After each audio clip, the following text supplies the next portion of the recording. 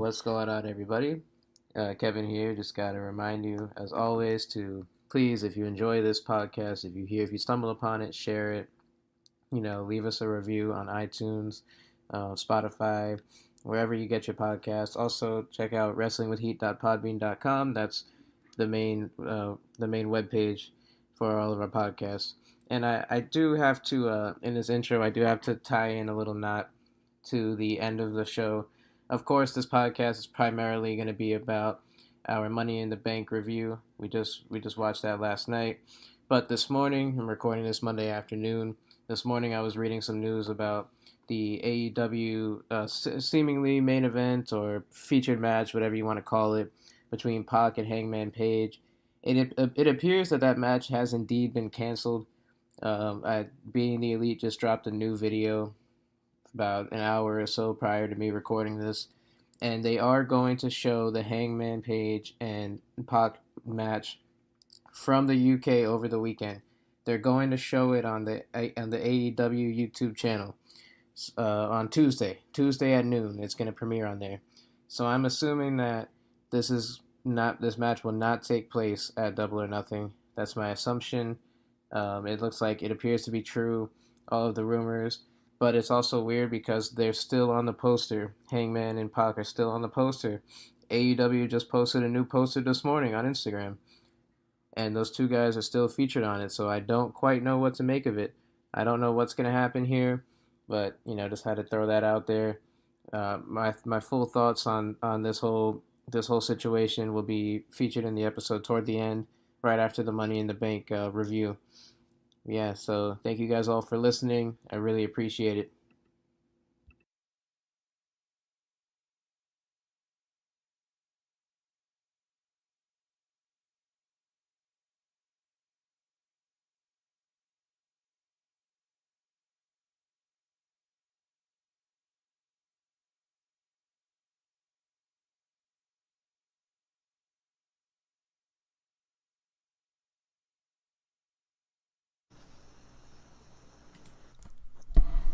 So we just got done watching Money in the Bank, right? Well, I just got done watching Money in the Bank. I was working late, so I only caught a few of the matches. I had to go back and watch everything.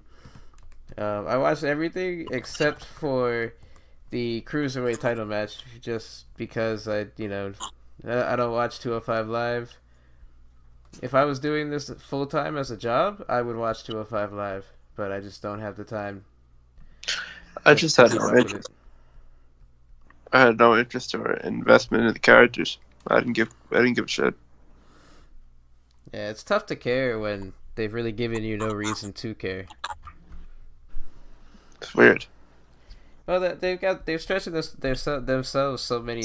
Yeah, they're stretching themselves so thin with so many shows and so much content that it's tough to keep up with everything. You got to pick and choose when you have other things going on. It's almost like they forget that we have lives. No, it's not that they forget. They just know that people are gonna watch it anyway. Yeah, exactly.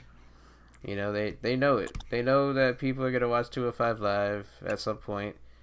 And I know people. I know hardcore fans that watch every single show. They watch the NXT UK. They watch 205 Live. They watch NXT. They watch Raw, SmackDown. Every minute, every second of it. So there's definitely people like that out there. Yeah, it's just, I don't know, maybe it's the presentation. I'm just not, I don't get to the point where I'm like, I gotta watch 205. Well, one day for me, bro, I'm hoping to do this for a living, so I'll have to watch it, I mean, I was getting to a point with 205 when Neville was there, and I was really starting to get intrigued by everything, because they had this one guy that was like the face of the division, and then after that I lost interest. Yeah, I mean, Austin Aries was good, but it was kind of cheesy. But enough about that. So, this show was a pleasant surprise. And talking about Money in the Bank, it was a lot better than I thought it was going to be.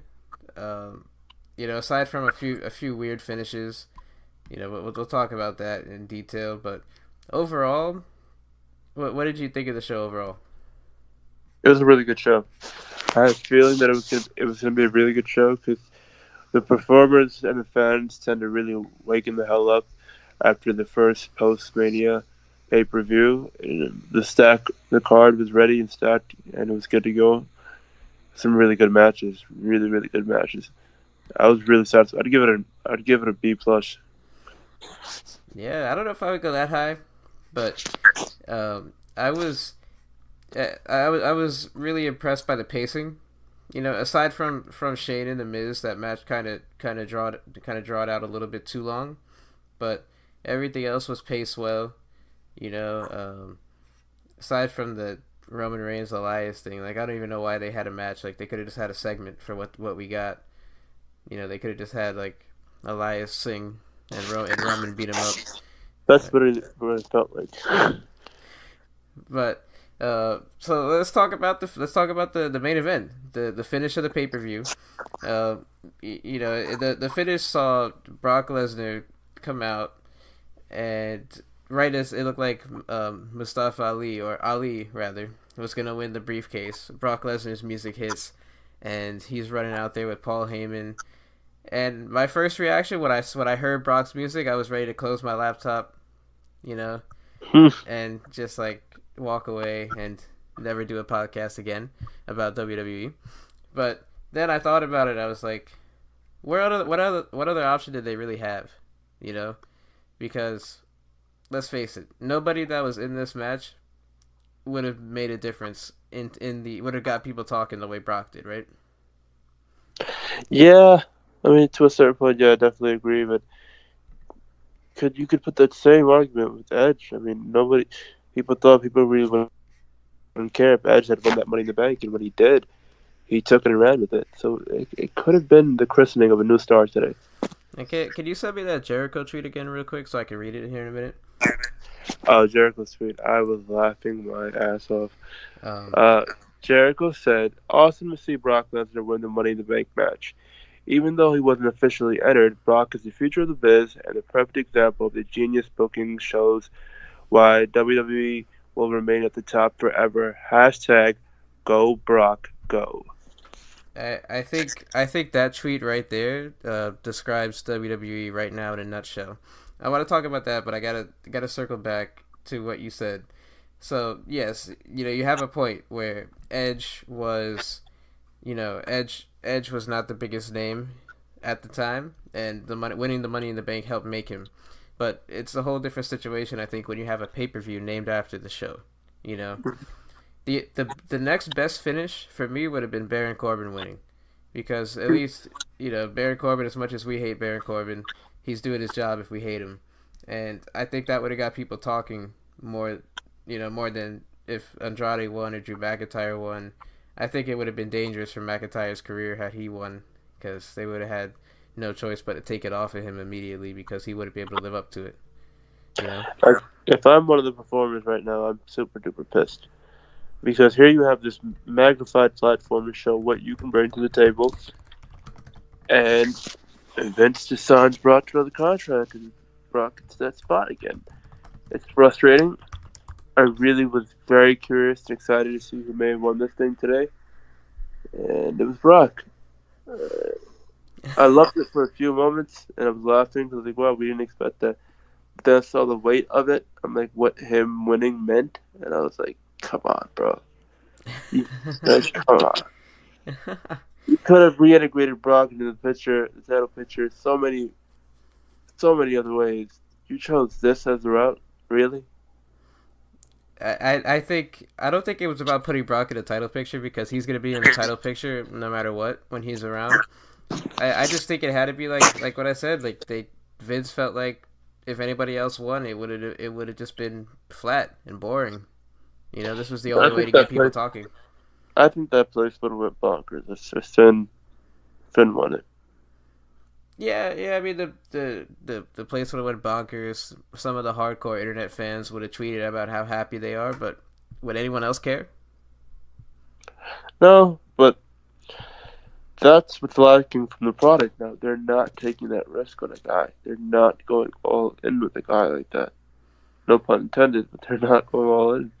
Yeah, that's seemingly what's needed, and but is it kind of too little, too late for Finn at this point? Like, I think with a guy like you could argue that point with Ricochet or Andrade, who those two guys are two guys that are relatively new on the scene, and it would be seen as more of taking a chance because we've already seen Finn Balor in big spots before.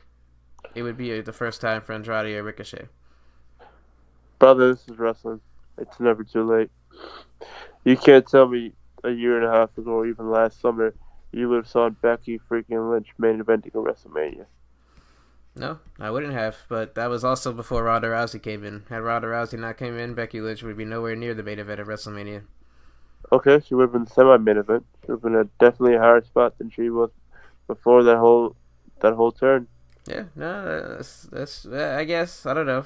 Can't go in what ifs. Like Kofi Kingston has won a world championship 11 years of being in mediocrity.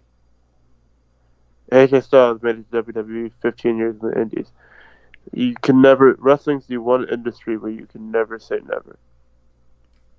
Yeah, I'm not saying never, but I'm just saying like in the sense of doubting something may not ever happen. Yeah, of course. So I mean, Finn will be back as world champion, no doubt about that. I just think that the reason was to get people talking. That was it. Like, I don't think it was anything about putting Brock in the title picture or anything like that. And yeah, I mean, you got these guys in here. They worked their ass off, though. Let's talk about the match for a second. Did you like it? Finn was bumping his ass off. Yeah, God bless him. That sunset flip he took onto the ladder. That's brutal.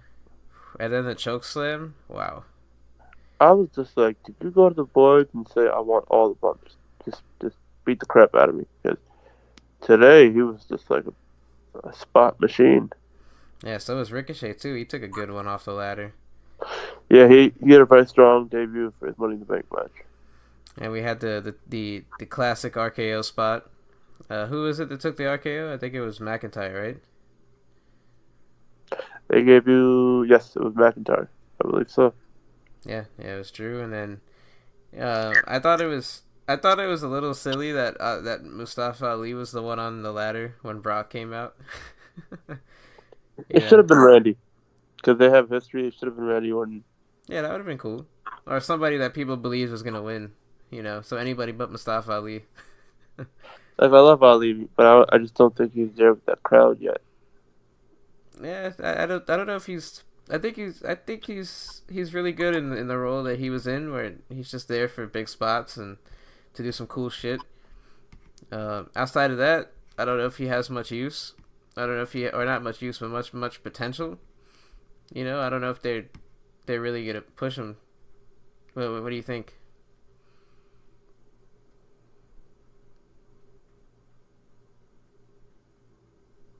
Hello?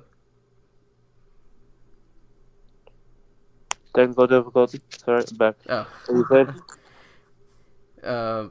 Yeah, I don't know if they're gonna push Mustafa Ali. Like, I mean, he's just gonna be there as the guy that does cool shit. I mean, I hope they do, because I'm actually a fan of him. I think he can work. His promos right now suck a little bit. They're a little dry. Those he can get better with. The crowd is definitely gravitating towards him.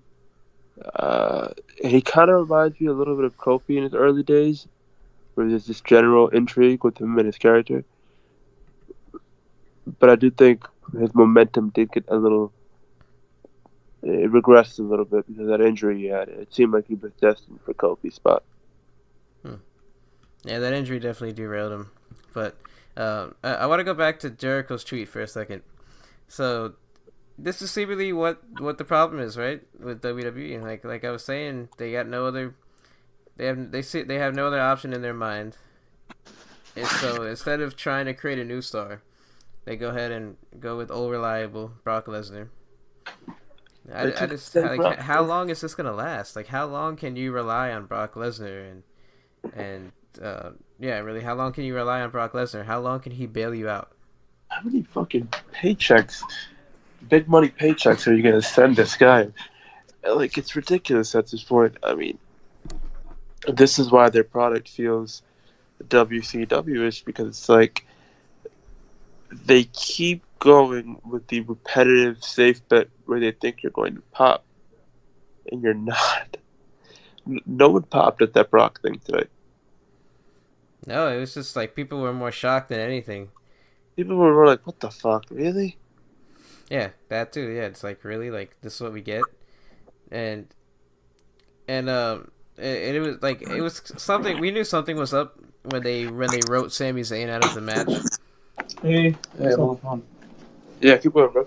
You know, we knew something was up when they wrote Sami Zayn out of the match. Like I was thinking, okay, somebody's gonna come out. I'm not sure who it's gonna be. Like I didn't know. I thought it was gonna be Braun at first, but we know how Vince feels about Braun, and you know Braun is not allowed to go anywhere near the main event picture. So I was thinking, I just didn't know who it was gonna be. I was honestly a little surprised by this. I really was not expecting Brock at all. I mean, I thought we'd see Brock tomorrow night because, you know, the show in Saudi Arabia, they're going to start booking and promoting for that because they're scheduled to face each other in Saudi Arabia. But I didn't think they'd do Money in the Bank. I was shocked. I was shocked. But I didn't think we'd see him win the damn thing. So, yeah, so, God, just this, I don't understand what's going on. Like, why is Brock still on top? You know, just it's confusing. It's puzzling. What do they more? get this about Brock Lesnar at this point? He has such a mystique and he's such a monster at this point that he can be at the top and not be in the title picture. And what was the point of giving him the briefcase if he's gonna face Seth Rollins for the belt anyway? He's Brock fucking Lesnar. He doesn't need a briefcase to fucking get a title opportunity. Is he not? Is he not facing Rollins for the belt at in Saudi Arabia? I don't know if it's the belt, but they are scheduled to face each other at Saudi Arabia. Oh, we're also getting another match you're gonna love. Triple H versus Randy Orton. Oh, that's a throwback. Yeah. Can't wait. We haven't seen that one in a while though. Huh? We haven't seen that one in a while. Yeah, it's been a minute. Can't wait, man. I'm so excited. Yeah. So. Yeah. So, let's hop off this train, I guess. Where do you think they go? Where do you think they go from here? How do you see this story panning out? I guess the last thing with Brock as the briefcase holder. Unfortunately, I think Brock takes back his title. Yeah, when do you think it'll be? SummerSlam-ish? Saudi Arabia. So he's gonna cash in. He's gonna be like, hey, you know, I know this was a non-title match, but this briefcase here makes it a title match. Which is unfortunate for Seth because he had a hell of a fucking match today. Yeah, he did. Well, so let's talk about it. Let's talk about Seth Rollins and AJ. Might as well. This was maybe AJ Styles' best match in WWE. No, chill. You jumping the gun. I think you're happy and excited right now. Jumping the gun. I think AJ's best match was the Rumble, him and Cena. They tore the fucking house down. That match was damn good, but Seth Rollins can do so many things that John Cena can't. Yes, but that match had more emotional investment and more storytelling than what we saw today. Yeah, I'm not one for the emotional side of things though. I like the action and the every false finish you felt that shit. I don't know. It didn't compare for me, man. It didn't compare. I liked it. It was a good match. But this was better to me. This was just two technicians going at it. Yeah, it was the two best performers in the company, and they showed why they're the two best performers. You could literally see in each sequence their best being brought out of each other. Like they both brought their A game. It was an amazing match. I hope we see this feud stretch all the way to SummerSlam. It was fucking fantastic. Seth and AJ haven't fought in 15 years, and their chemistry is off the charts. Finally, they give AJ a match and an opponent where he can sink his teeth into. So the question becomes, though, when this feud is over, where do you go with AJ? You know? heel. Yeah, they teased it at the end. AJ ran back into the ring. It looked like he was gonna attack Rollins, but they shook hands, so that was nice. Nice way to end the match. I always like seeing the sportsmanship aspect of this stuff. I love that. But I don't know if I see AJ moving out of that like moving out of that upper mid card territory. Like, No, he's not. Here's the thing. I think people really need to understand. I don't think AJ is in the upper mid card territory right now. I think in their eyes, I definitely think they view AJ Styles as the main eventer. It's just he's reached that plateau and type of level where they know he's the best performer in the business and in the company. So they're gonna reserve him for special spots. yeah, they realized they had no other option, so they had to go with Rollins here. And man, these two, they went at it for 20 minutes. It was just false finish after false finish. Did you see the reverse superplex that Rollins hit? Yes, that was sick and innovative as hell. That was not a WWE style match, folks. No. That was not a WWE style match. That was straight up Indies ROH shit, and that shit was great. Yeah, it's gonna become the norm eventually. Oh yeah. Did you like the finish? Yeah, the finish was great, and I liked the sequence and how they got to it. Yeah, the way like Rollins was teasing for the stomp, and then he couldn't get it, and then it looked like AJ was about to win, and then he finally hit the curve stomp, and yeah, it was good stuff. I legit thought AJ was gonna win that for a second. When it looked like he was about to win, I was like, "Oh shit!" Yeah, when he hit the Styles Clash, it looked like it was yeah. over. It was the thing is, they did so great today, but they still left more that could be have done, which makes you feel like the next time they fight, it's gonna be even better. Yeah, they laid the groundwork for another match potentially. I'm not sure how they're gonna go there with this match being clean. I'm not sure what the story is gonna be. They might have. I mean, the only way I think they could get one. Not the only way, but one way they could do it is just have AJ turn heel. But I think we got to take a second out just to praise AJ Styles on one thing. How good is that guy? Where he has lost to a few Roman Reigns, Seth Rollins, Cena. He can lose to freaking the janitor of the arena and still look like $1 million. He's Ric Flair-esque and Shawn Michaels-esque. I mean, how many times did those guys lose? Like, it's an innate ability to lose and still have your credibility and still look like $1 million. Yeah.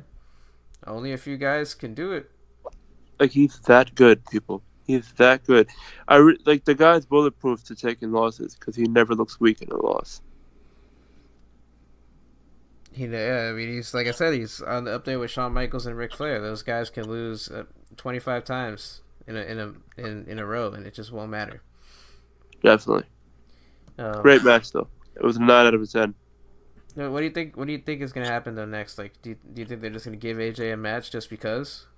I think because how WWE's always changing plans. I think the match with Brock could become a triple threat. I could see that happening. Yeah, you have the heel. I don't know. I think what's going to happen is AJ's going to be out of the title picture. That would be my guess. I wouldn't be shocked if this was a one-off, though. I would not be shocked. Yeah, that's what it felt like. The way they did the finish with them shaking hands. Like, I don't know if because you got Brock and Rollins coming up, and Brock's probably going to take the title from him. So AJ, I'm not sure who AJ is going to feud with, but he'll be on the undercard. It looks like. He might even find his way back to SmackDown. That wouldn't surprise me either. He practically is back on SmackDown with the wild card rule. True. Well, it's Kevin Owens and Kofi Kingston. What did you think about it? Really good match. I liked it. Crowd was a little dead, but I liked the match.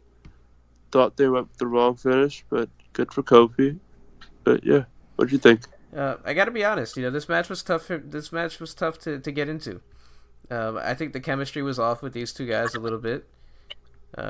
Kofi's good. Kevin Owens, they're both good, but I think something was off. I'm not sure if it's KO's ring rust or if it's Kofi being used to doing tag matches for so long. I'm not sure what it was because Daniel Bryan was able to hide a lot of Kofi's weaknesses and make him look really good. But it felt like this match felt slow at times. Kevin Owens was his usual entertaining self. But if Kevin Owens wasn't as funny in the ring with his trash talking, I'm not sure how well received this match would be. Like think about that for a second. If you take away Kevin Owens' trash talking, what does this match become?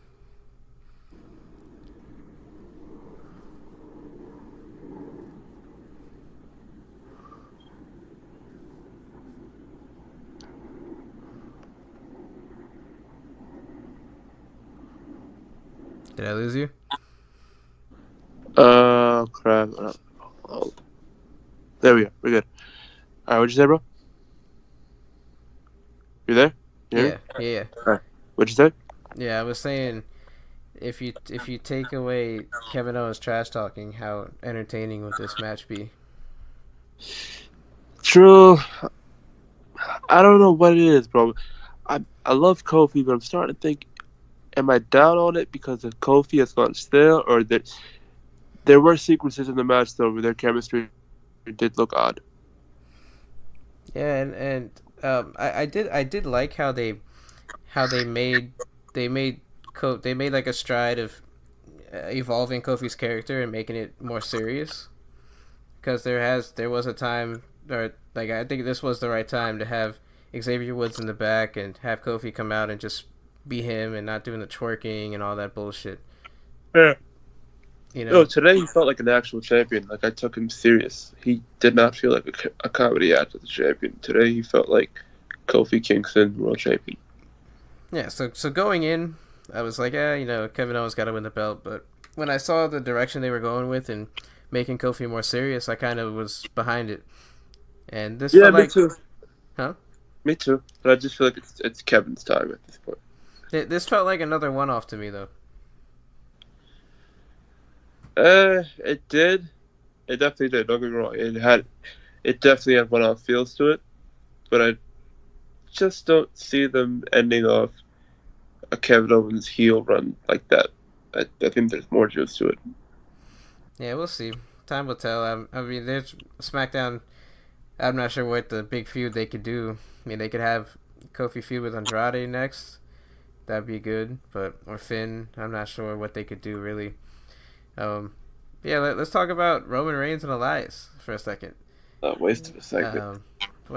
Just for a second, what the fuck are they gonna do with Roman Reigns next? What? Can they stop babying Roman Reigns?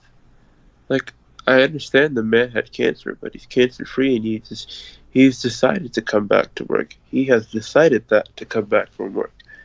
Put him in the ring. Let him wrestle. Let him have a match. Stop easing him back into the swing of things. I think they had no choice, though. I mean, Elias and Roman, it's just a clear mismatch from in every standpoint. But what do you do next with this dude? Like, who does he feud with from here? I don't know, like Randy Orton again? Yeah, I was probably thinking that they'll probably put him in a feud with Randy Orton again, or Daniel Bryan. That would be good. I'd like to see him and Daniel Bryan again. Yeah, that one match they had was amazing. I loved it. Yeah, it was great.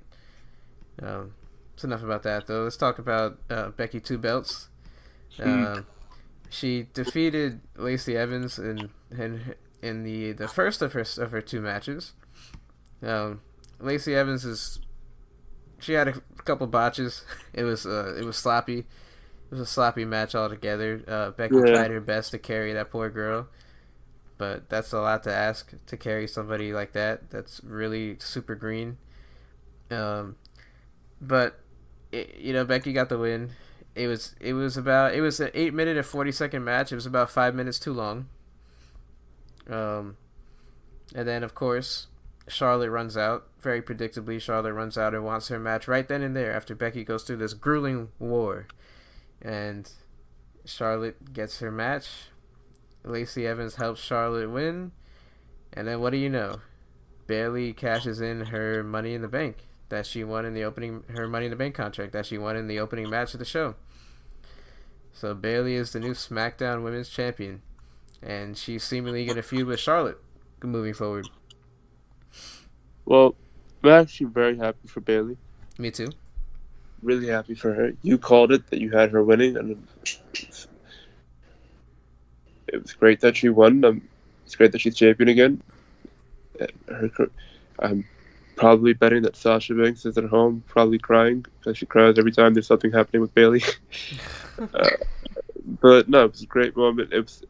I enjoyed even though they've done their match to death.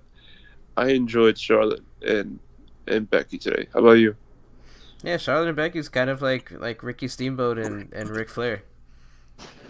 They're just each other's yin to their yang. It's crazy.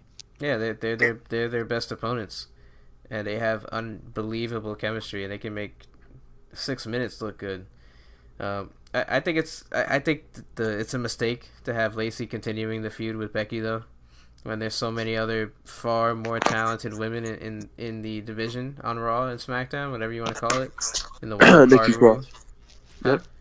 Nikki Cross. Yeah. Yeah, there's so many. There's so many other more talented women, and I don't know where that's gonna go with Becky and Lacey. Like, I don't know why they feel the need to continue that. It's good to see somebody new though. You know, it was nice to see a refreshing face in there with Becky Lynch, somebody getting a shot. So I can't complain too much, but you know, it's always good. I called this. I told you she had to lose one of those titles. Yeah, it had to happen. I think most people thought it was gonna happen. You know, I mean, they can't resist giving Charlotte her 10th belt. This is her 10th title reign? Yeah. She's gonna top her father.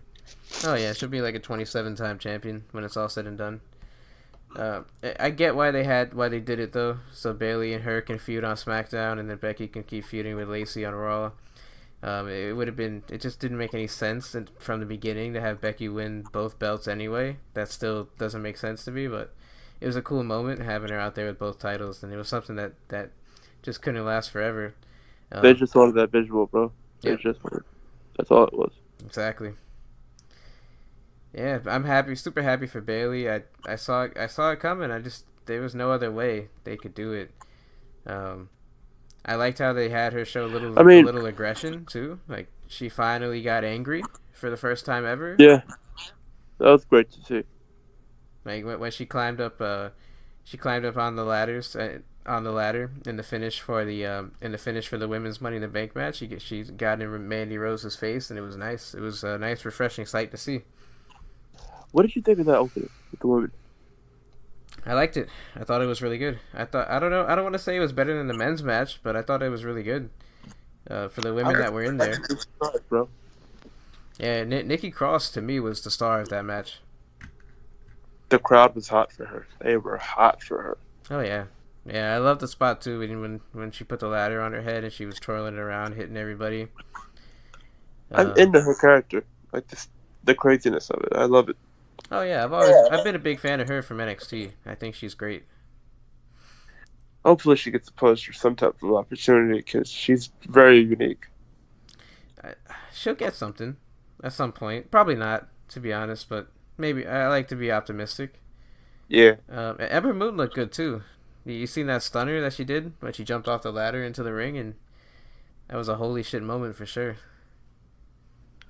Most definitely. And I do think there could be some good things ahead of her coming up.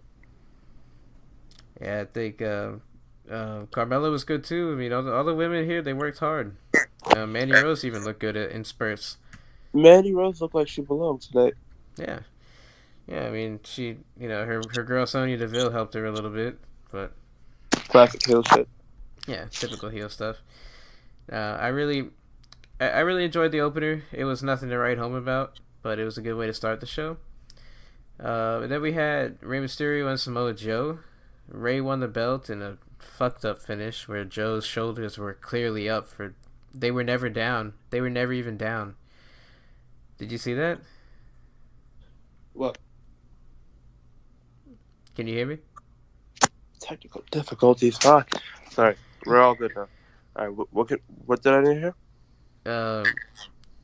the Rey Mysterio Samoa Joe finish? Oh yeah. Do you know why it got ended? I read it, but do you know why it got ended so abruptly, right? Yeah, because Joe had a Joe, broken nose. Yeah. yeah, I mean, I was kind of pissed because I was looking forward to the rest of the last part. I was looking forward to them having like an actual full out match, but I think I'm getting a little angsty with this feud at this point. I think they're stretching it too much. The finish just didn't make any sense. I assume it's an impromptu thing, and Joe is gonna win the belt back tomorrow. I was really hoping that he would beat the shit out of Dominic, though. That's Me really too. like what I was hoping for. Me too. Because I was like, when he was beating up Ray, I thought Dominic was going to try to defend his father as any son would. How many times are you going to watch your dad get his ass whipped, Dominic? That's what I was thinking too. I'm like, are you gonna get in there? That's what it looked like they were setting up because they were shooting Dominic in the back. You could see him like in the background, clearly concerned. And I was hoping Joe would and then Joe stared at him, and I was like, man, just get out there, get out the ring, and just beat his ass. That's your dad, bro. And he didn't do nothing. So at this point, I'm like, where's the payoff with this? Is Dominic gonna wrestle or just Joe being a bully? I think it's more Joe being a bully. We'll see on Raw. Hopefully, we get the full match tomorrow. I'm sure we will. Because he doesn't look in wrestling shape. Who, Dominic? Yeah. Yeah, he hasn't been training very long. He looks like an average Joe, like you and me, body-wise. Except much taller. Yes. Which is surprising considering Ray is like 5'10" or whatever he is, 5'7". Yeah, he's way taller than his dad. His dad's like a child in front of him. But the finish was just so weird. Like they had. It was weird and abrupt, and you just Joe, really could have no reaction. Yeah, Joe clearly had his shoulders up the whole time, and seeing the report that they wanted to cancel the match because Joe was bleeding, like what? You know, like. Dude, times have changed so much. Back in the day, a little bit of color, the match goes on. Now it's like they're about to stop it. And I'm pretty sure Joe would have continued the match because I've seen Joe wrestle plenty of matches with a bloody face or a legit injury. One time specifically in NXT that I could think of was the Finn Balor match. Yeah, the Finn Balor match, and they were chanting "fuck you, ref" at him and at the ref, and they were like trying to stop the match, and Joe was like, "Nah, get off me, like whatever, I'm bleeding, okay." Like, did you see how pissed he was during that Finn match? Because they kept trying to stop him? Yeah. You can't stop a caged animal. That was... But do you really believe that was, like, an impromptu finish? Like, you believe Vince was on the headset, like, stop it, goddammit? Like... Why else would he put the Miz in the match? Huh? I mean, why else... Oh, Miz, what the fuck is wrong with me? I mean, why else would the officials coming out at that point? I mean...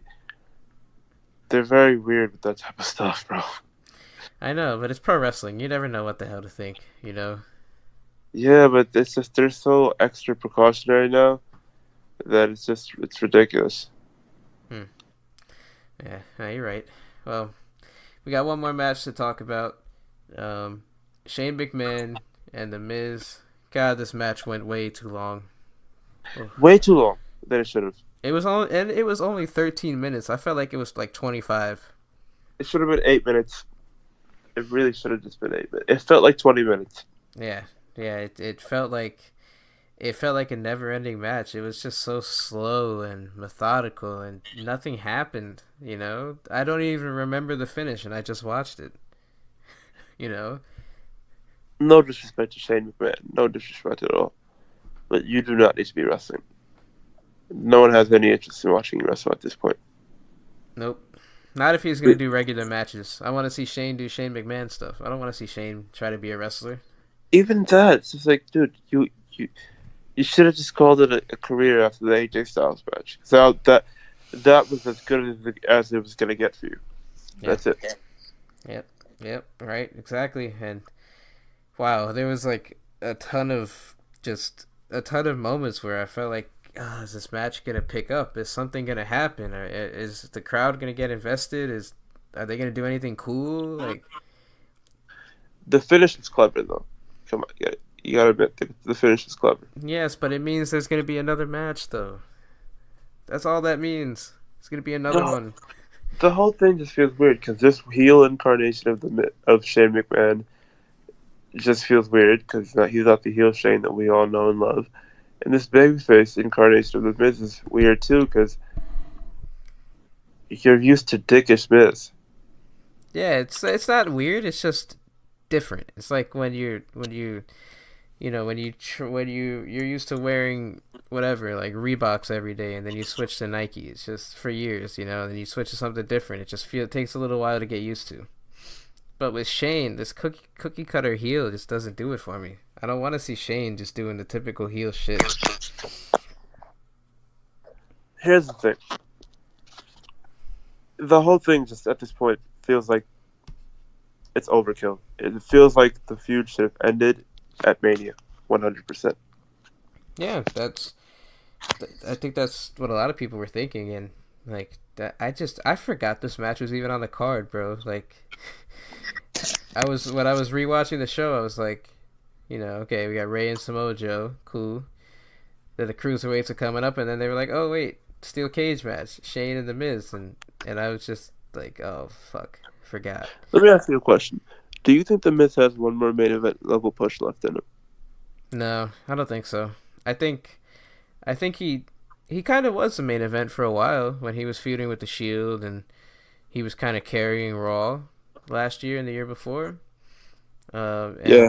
I think that was it. I think that was it for the Miz's big run, because there's not much else for him to do now. Now he's done everything. He's been in there with the Shield. He's been in there with Cena. He's been in there with Shane McMahon. He's been in there with not Seth Rollins, with AJ Styles. Like, what else is there left to do? The thing is, I do think he has another main event level push left in him, but I can't take him seriously when I see him wearing his ring gear, the little robe and the headband and the glasses. I'm like, you look like a clown.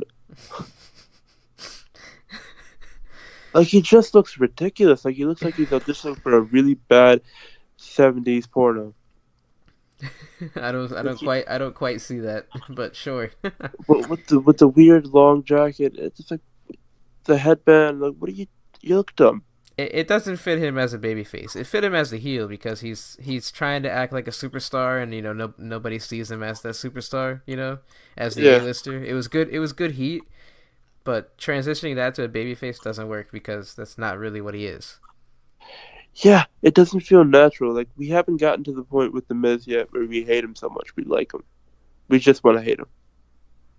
I'm at the point where I'm indifferent on the Miz. Like, if he's on the show, if he's on the card, I know we're gonna get a good promo, and the match will be decent. It won't be great, but I'm at the point where I don't really care about the Miz. What the hell's the? Hold on. Hey, what'd you say? Hold on, bro. I'm good. Yeah, my whole thing is like this. If you're going to have the Miz win this, you got to have him win it in a way where it sets him up for something bigger down the line. My whole thing is when he's done with this feud with Shane, what does it set him up for afterwards? Yeah, I think we talked about that a little bit last a few days ago. What is the end game here? Okay, the Shane wins again. They have another match, and what is the end game? That's my only concern for the Miz at this point. I mean, we do know feuding with the McMahon automatically increases your notoriety and your stock in the company, and there are more eyeballs on you because you're more relevant than ever because you're feuding with the McMahon. But in this scenario, it's just like, what is the end game? Because it can be a little dangerous being a feud with a McMahon too, especially in today's climate with the storylines.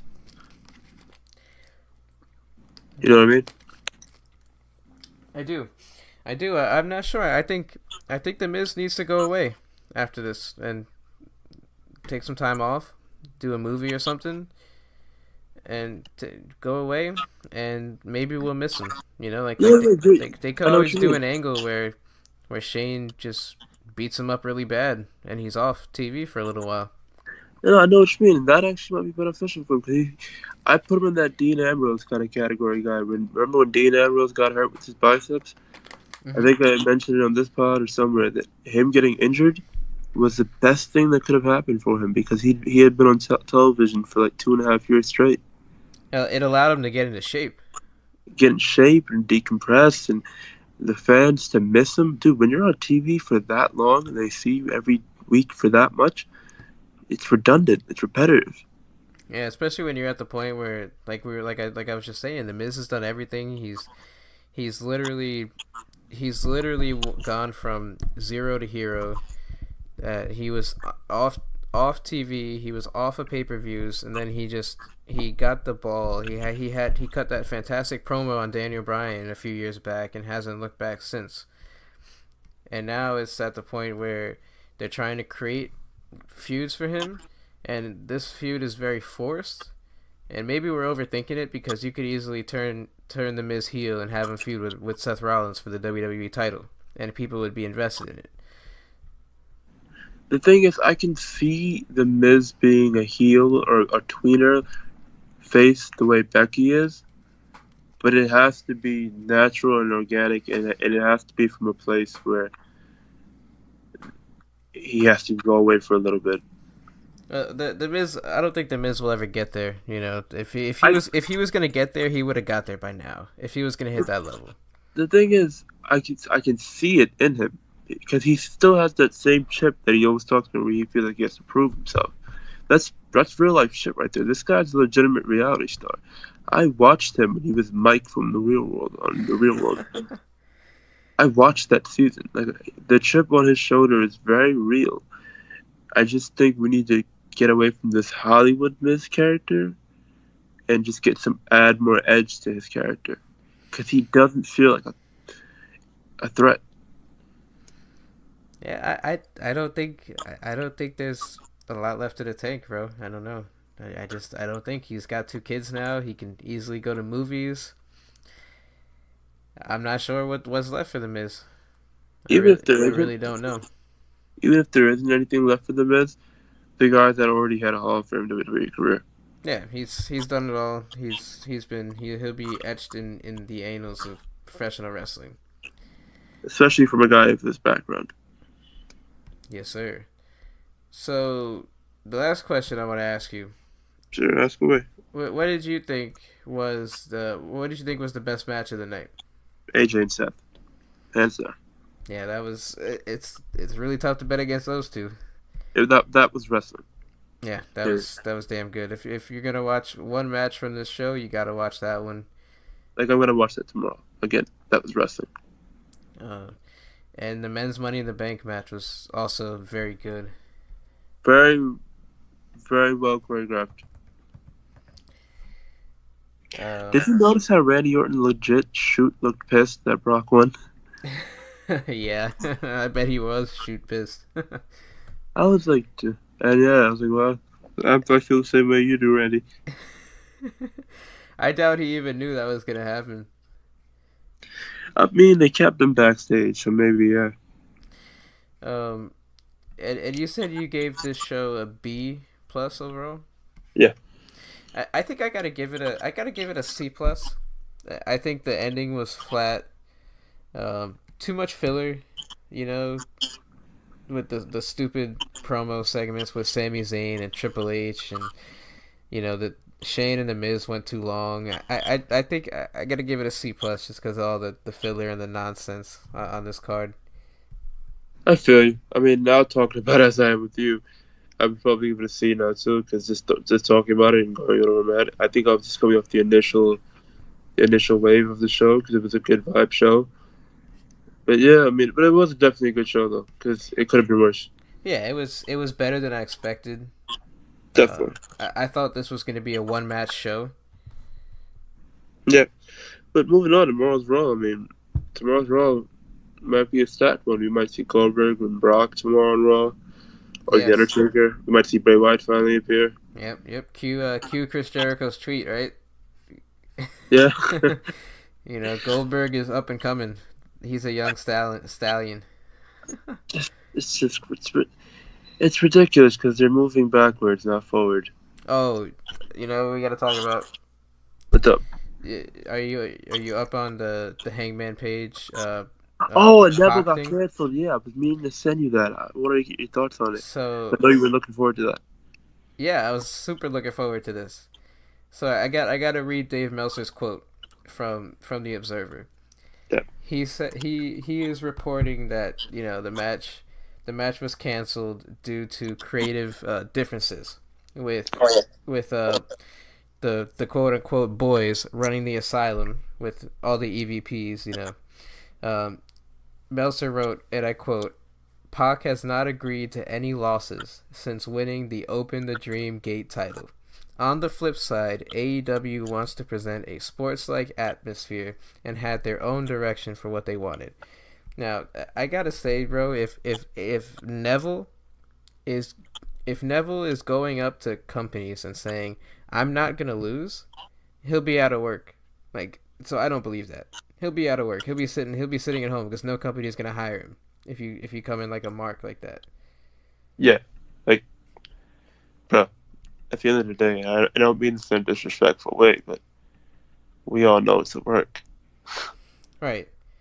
Yeah, it's like you really are we really supposed to believe that Neville is gonna go tell a billionaire, "Hey, Tony Khan, I'm not gonna lose for you, bro." you Like, know? if I'm a promoter and somebody says to me, "Listen, I'll work with you, but we're never losing," I'd look at them like, "So, are you gonna get over yourself now or later?" That's ridiculous. That's like the dumbest thing ever to say in wrestling. I know. Everybody loses. I know. Oh my god! And then this was also this was fueled by Adam Page showing up at an indie show where he wrestled Pac, formerly known as Neville, impromptu, and Neville, got himself disqualified in the match, and he was like, "I'm not showing up at AEW. It's like this is pro wrestling, But what do you think Dave meant by the quote where he said the inmates running the asylum?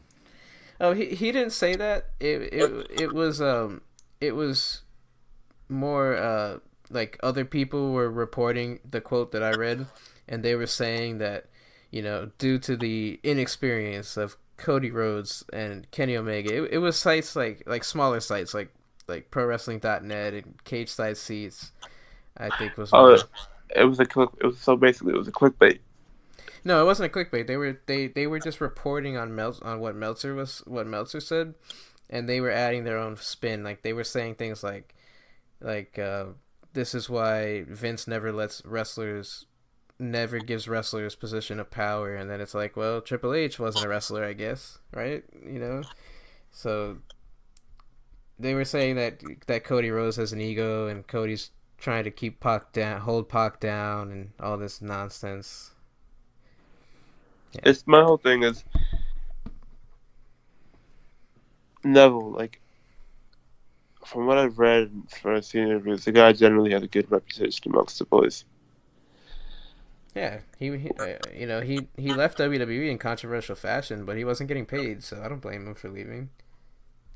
What has happened in the past year where your egos become so inflated where you don't want to take losses anymore? Yeah, and then he lost because he has Dragon Gate's title. Like why would he not want to lose because he has Dragon Gate's title? Right. Like that's gonna be such a major loss, you Neville. Like come on, bro, get over yourself. But I don't buy it. I think the match is still gonna happen.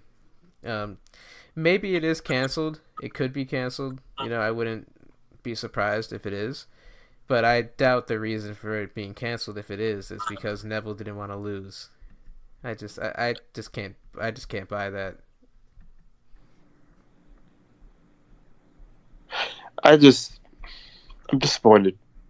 I'm really, really disappointed because that was a match I was really looking forward to. I thought it had real show stealing potential. Do you buy it though? Like wholeheartedly, Neville saying that? No. You don't? No. Hey, can you hear me, bro? I just said that. No, because my connection is it's just lagging up and down. Oh, okay. But I get delayed reaction sounds over here. Yeah, like I hope it's not true. And maybe because AEW is going for reality based stuff. Maybe they're working on this. Maybe the match still happens. I think it's gonna happen.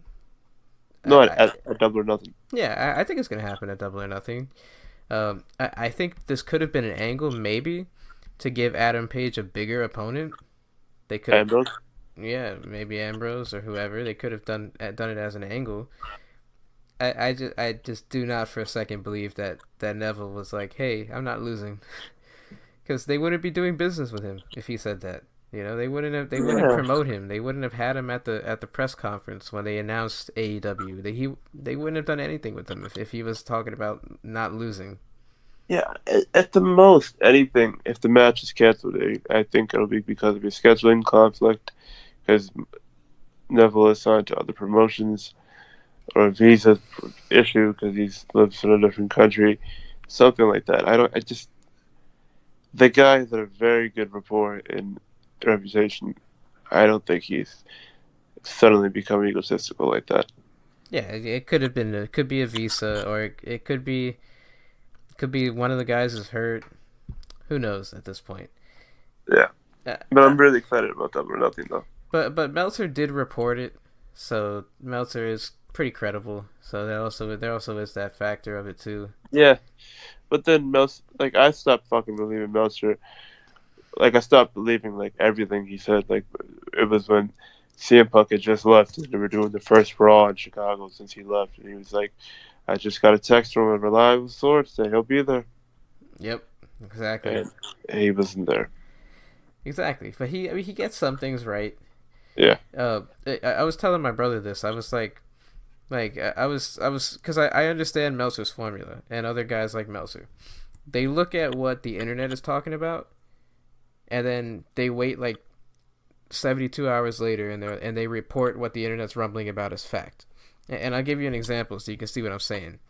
So when they were rolling with Becky as the big, when Becky first went down, and people on the internet were talking about, oh, Becky's gonna come back, and she's gonna get buried and all this stuff.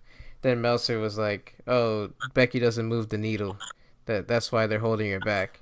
Because the internet was talking about Becky potentially not getting the spot because she's not as big of a star as Charlotte. And then 3 days later, he's saying that she doesn't do ratings. Mm. My whole thing is it's kind of true though. She doesn't do ratings. So. Yeah, but does Charlotte do ratings? So it's like you know what I mean? I mean, but Becky though, it's just like it's not her fault why she doesn't do ratings. So it's the whole climate of the whole product. You know what I mean? Yeah, no, I get it. With Oh, Charlotte, it's just like they've reached the point with Charlotte where they're like, "You need to get the fuck off our television set." We've seen you've been in the company about 6 years, but we feel like we've seen about 16 years worth of you. You know what I mean? of Charlotte, you said, right? Yeah. Yeah, exactly. Because They do. we gotta have Charlotte. She's on her 10th title reign. That's ridiculous. Well, she lost the title to Bailey. I know, but still 10 times? It's ridiculous. I don't even think Triple H has done that in that short amount of time. He's like a 13-time champion. Yeah, Triple H. I don't think he did. Oh, what we gotta talk about that we keep saying we were gonna talk about and never did? What? The Vice documentaries. Oh yeah. The Savage ship's dope. I watched the Savage one. Did you watch any of the others? What were the other ones? The Von Erichs, the Montreal Screwjob, Bruiser Brody, and Gino Hernandez. Damn, those are really good ones. I haven't watched any of those. I know the Von Erich stories though. Like I know their story. Their story is actually very sad. And I watched the Macho Man one because I loved Macho Man when I was a kid. Yeah, the Macho Man documentary was so sad, but Who knew he was so insecure? Huh? Who knew he was so insecure? Yeah, I know. We've heard the rumors that he would not let Liz do this and not let her do that, but to have it confirmed by people that were there was just a whole different feeling. The thing is, you have to differentiate it because it wasn't like he was malicious, evil, insecure. Like he just wanted to keep her caged up. He was insecure because he was afraid of losing her. All right, and then he ended up keeping her caged up because he was so afraid of losing her. Yeah. Not because he was some evil piece of crap. He was just that afraid. Man, and they really touched on Elizabeth's death too, in a way that no other that I have not seen in a documentary of any Yeah, sort. that was the one difference I noticed, bro, from WWE. They really got in depth about Elizabeth, her background, the type of person she was, and the tragedies of her death. And I liked the cast that they had involved too. I liked the people they interviewed. Hulk Hogan clearly was not a fan of his ex-wife being all over the documentary, but But she gave a very real point of view though, because she was a friend, yeah, and she was a woman lived in, was functional in that industry, just like Elizabeth. So I loved her sense of her point of view. I loved Eric Bischoff's point of view. So the way these people were telling these stories and how clearly they were articulating it, you really felt like you were back in that time, in that era. Their era was a completely different era of wrestling than what we watch now. yeah. This whole documentary series really highlights what the '80s was like in 80s pro and the early wrestling. 90s, yeah. 80s and the early 90s. These guys were like real towny gypsies, bro, from town to town. Yeah, they lived a crazy life of partying and just fun and yeah, it's a really good watch. It's called Dark Side of the Ring on Vice. I would advise, or not advise, but I would recommend that you check out the other episodes, especially the Gino Hernandez story. If you don't know who Gino Hernandez is, it's a very enlightening story. It's very sad, but it's also very conclusive too, and it might be the best one in the whole series. It was a very well produced documentary. I'm actually gonna, when I get the chance, watch the Bruiser Brody one, because the Bruiser Brody story I heard is crazy. Yeah, yeah, you'll like it. The Bruiser Brody story is a more famous story though, which is why I look at the Gino Hernandez story as a little bit more unique, because this is really the first time we've seen the Gino Hernandez story told. We've seen the Bruiser Brody story told in shoot interviews and other documentaries, blah blah blah. Doesn't take away from how good it is though. At the same time,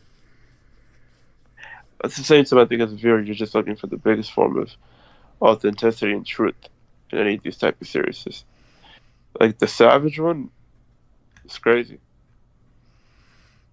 yeah, it brought a different light on the wrestling world for sure. Definitely, it was a great watch though. Like it made me miss It made me miss that era of wrestling. Yeah, they're all six of them are great watches. Like I said, they're on Viceland. Check them out if you're listening to this and you never heard them. Yeah, bro. I guess it's time to get out of here, right? Yes, sir.